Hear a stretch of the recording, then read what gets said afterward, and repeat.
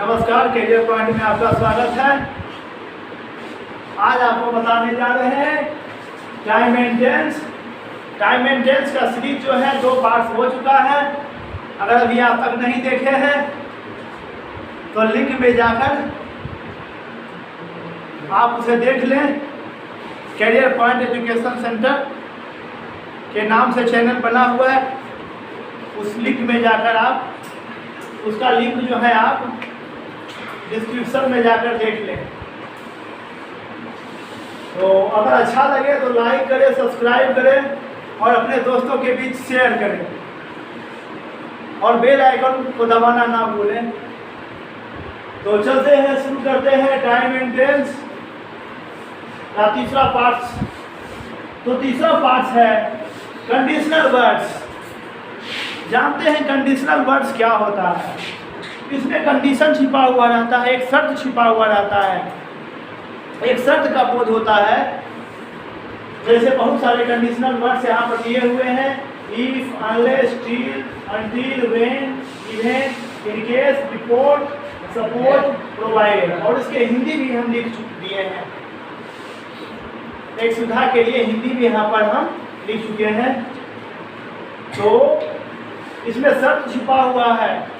शर्त क्या है कि अगर एक काम नहीं होगा तो दूसरा काम भी नहीं होगा और उस काम को होने की संभावना कम है।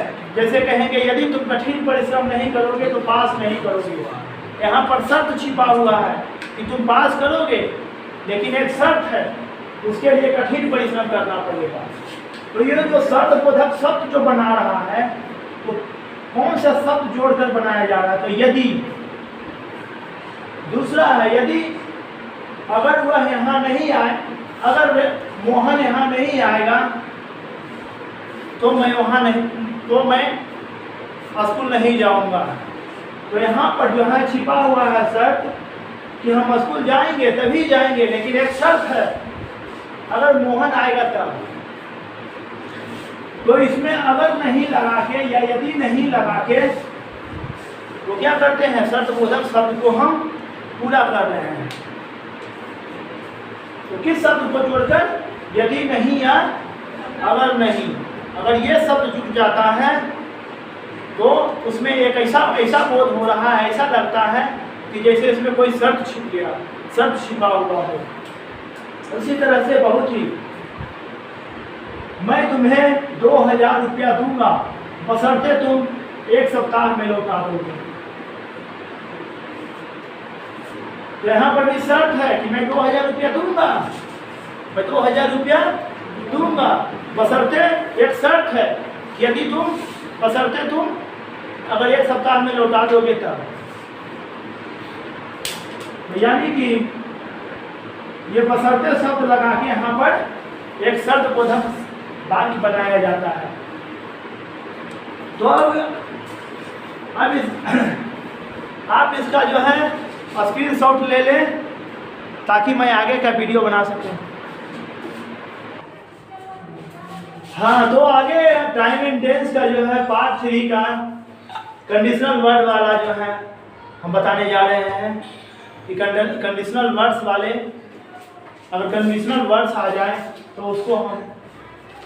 उसको कौन सा टेंस में रखा जाएगा, उसको किस टेंस के रूप में यूज किया जाएगा।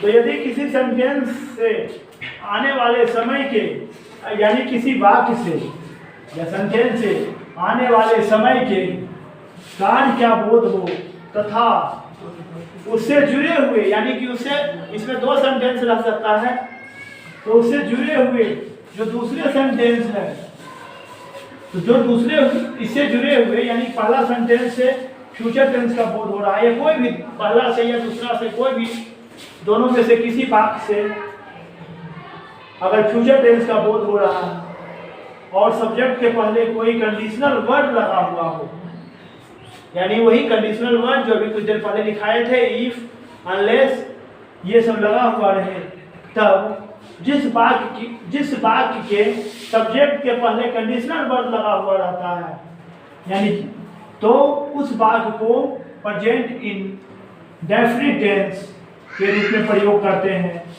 तथा इससे जुड़े हुए जो दूसरे वाक्य रहते हैं उसको हम फ्यूचर इंडेफिनिट टेंस के रूप में प्रयोग करते हैं। तो गाइस समझ गए होंगे आप। तो आगे चलते हैं। तो जैसे एग्जाम्पल रहेगा, तो एग्जाम्पल देने से पहले जो है मैं आपको बता देना चाहूँगा, जैसे कि मान लो इफ ही है, ही एक सब्जेक्ट है और ही के पहले कंडीशनल वर्ब लगा दिए इफ, तो यहाँ पर जब भी आएगा तो V1 या V5 भी आएगा। मान लो कि दूसरा कंडीशनल वर्ड हम लगा दिए अनलेस, और यहाँ मान लो लिख दिए हम दे, तो दे एक सब्जेक्ट है और सब्जेक्ट के पहले क्या आ गया है, सब्जेक्ट के पहले अनलेस कंडीशनल वर्ड आ गया है। इसलिए यहाँ पर जब भी आएगा तो V1 या V5 ही यूज करेंगे।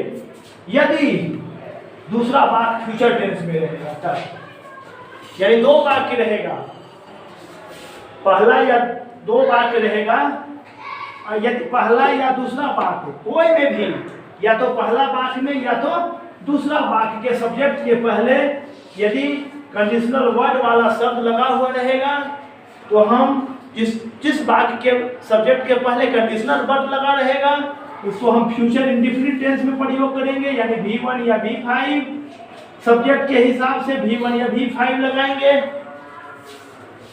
और इससे जुड़े हुए अगर कोई दूसरा वाक्य जिसमें कंडीशनल वर्ड, इससे जुड़े हुए दूसरा वाक्य रहेगा और उस वाक्य के सब्जेक्ट के पहले कंडीशनल वर्ड नहीं लगा हुआ रहेगा, तो उसको यूज करेंगे सब्जेक्ट प्लस शैल या will plus V1 plus object, यानी इसमें शैल विल, तो शैल विल पता ही है, फर्स्ट पर्सन के साथ शैल लगता है, सेकेंड पर्सन तथा थर्ड पर्सन के साथ विल लगता है, यानी आई और बी के साथ शैल लगता है, बाकी बच गया यू, ही, सी, इट, दे और नेम, बाकी सब के साथ विल लगता है, शैल सिर्फ आई और बी के साथ लगता है। तो चलते हैं, तो कहेंगे मान लो if you hard comma you will not pass, you will not pass।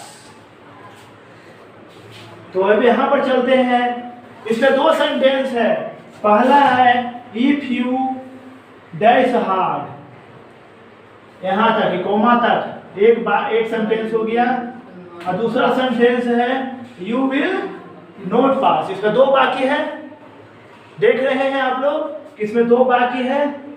तो देखते हैं कि कौन से वाक्य के सब्जेक्ट के पहले कंडीशनल वर्ड लगा है, पहला या दूसरा।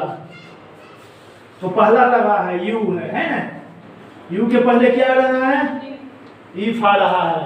तो जिस वाक्य के पहले, जिस वाक्य के सब्जेक्ट के पहले कंडीशनल वर्ड लग जाए उसका यूज हम प्रेजेंट इंडेफिनिट टेंस में ही करते हैं। तो देखते, समझ गए ना। तो जैसे रहेगा पहला वर्क, दूसरा रहेगा वर्ड्स, तीसरा रहेगा इज वर्किंग, चौथा हैज वर्क या विल वर्क, विल वर्क। कौन होगा, क्या बता सकते हैं कौन होगा? तो यहाँ पर जो है इसमें कंडीशनल वर्ड लग गया है, पहला सेंटेंस में कंडीशनल वर्ड लगा है या दूसरा में, पहला में, यानी कि तो इसीलिए यहाँ पर जब भी आएगा तो V1 या V5 आएगा। तो ये तो कट गया और ये भी कट गया। अब बचा दो को, वर्ड किया वर्ड। तो यहाँ यू है, सेकेंड पर्सन है, इसलिए यहाँ पर V1 आएगा, तो इसलिए यहाँ पर क्या होगा, वर्क होगा। इफ यू वर्क हार्ड, अगर इधर खाली स्थान रहता तो शैल विल प्लस V1, इधर क्या आएगा, शैल या विल प्लस V1 आएगा। ठीक, अगर शॉर्ट में इसको लिखेंगे तो इधर वाला जिस वाक्य के सब्जेक्ट के पहले अगर कंडीशनल वर्ड नहीं लगा हुआ है उसमें शैल या विल प्लस V1 आएगा। तो इसका स्क्रीनशॉट ले लें ताकि हम आगे बढ़ सकें।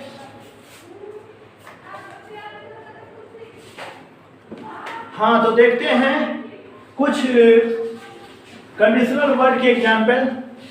तो एग्जाम्पल है, you will wait here until she back. If you will wait here until she dash back. तो यहाँ पर कौन सा वर्ड यूज होगा? तो देखते हैं, यहाँ पर दो वाक्य है, यहाँ से लेकर यहाँ तक होमा तक, ये हुआ एक वाक्य। फिर यहाँ से लेकर यहाँ तक दो वाक्य, दूसरा वाक्य हुआ। तो देखते हैं कि पहला वाक्य में कंडीशनल वर्ड लगा हुआ है या दूसरा वाक्य में। तो इसमें कंडीशनल वर्ड नहीं लगा हुआ। कंडीशनल वर्ड दूसरा वाक्य में सी सब्जेक्ट है, तो सब्जेक्ट के पहले लगा हुआ है। तो जिस वाक्य के सब्जेक्ट के पहले कंडीशनल वर्ड लगा हुआ रहता है उसको हम प्रेजेंट इंडेफिनिट टेंस में प्रयोग करते हैं, यानी उसका वर्ब V1 या V5 में प्रयोग करते हैं। तो यहाँ पर सब्जेक्ट सी है, तो यहाँ पर जो है विल नहीं होगा और के V2 भी नहीं होगा। अब बचा दो V1 या V5। तो यहाँ पर सी है, तो सी के साथ V5 यूज करेंगे। अब दूसरा वाक्य देखते हैं, अनलेस से लेके आगरा तक, ये कोमा तक जो है पहला वाक्य हुआ, और दे से लेके ताजमहल तक दूसरा वाक्य हुआ। तो पहला वाक्य दे है, पहला वाक्य का सब्जेक्ट दे है, तो दे के पहले लगा हुआ कंडीशनल वर्ड। इसलिए यहाँ पर जब भी आएगा V1 या V5 आएगा, और जो दूसरा वाक्य है तो दूसरे वाक्य शैल विल या शैल विल प्लस V1 आएगा, जो कि पहले से दिया हुआ है। तो इसमें V1 या V5 की सिलेक्शन करना है। तो यहाँ पर होगा, यहाँ पर चूंकि तो ये वाला नहीं होगा और शैल वो भी नहीं होगा, क्योंकि V1 V5 आएगा। अब बचा गो और गोज। तो चूंकि यहाँ पर सब्जेक्ट दे है, थर्ड पर्सन के प्लूरल नंबर है दे, और दे के साथ V1 होता है, इसलिए यहाँ पर क्या आएगा? गो। दोनों का हिंदी इस प्रकार होता है, यू विल वेट हियर, तुम यहाँ इंतजार करोगे, अंटिल, अंटिल मतलब होता है जब तक नहीं, जब तक वह नहीं लौटेगी। तुम यहाँ इंतजार करो जब तक वह नहीं लौटेगी। दूसरा है, unless they go to Agra they will not see the Taj Mahal. Unless मतलब होता है यदि नहीं या अगर नहीं, यानी कि यदि वे लोग आगरा नहीं जाएंगे, वे लोग ताजमहल नहीं देखेंगे। अनलेस जो है एक नेगेटिव वर्ड है, अनलेस लगने के बाद नोट का प्रयोग नहीं होता है। अंटिल भी जो है एक नेगेटिव वर्ड है, अंटिल लगने के बाद भी नोट का प्रयोग नहीं करते हैं। तो आशा करते हैं कि ये समझ में आ गया होगा। तो आज के वीडियो हम बस यहीं तक, फिर मिलते हैं आपको अगले वीडियो में। अगर आपको वीडियो अच्छा लगे तो लाइक करें, सब्सक्राइब करें, और अपने दोस्तों के बीच ज़्यादा से ज़्यादा शेयर कर सकें, ताकि हमको जो है मोटिवेशन मिल सके, हम प्रोत्साहित हो सके और ज़्यादा से ज़्यादा और वीडियो बनाएं, ताकि आप लोग जो है मेरी वीडियो देखकर आप इसका फ़ायदा उठा सकें, आप ज्ञान प्राप्त कर सकें। तो अगर अच्छा लगे तो पार्ट 1 और पार्ट 2 का वीडियो जो है आपको जो है उसका लिंक आपको डिस्क्रिप्शन में मिल जाएगा। तो आज के लिए बस यहीं तक, गुड बाय।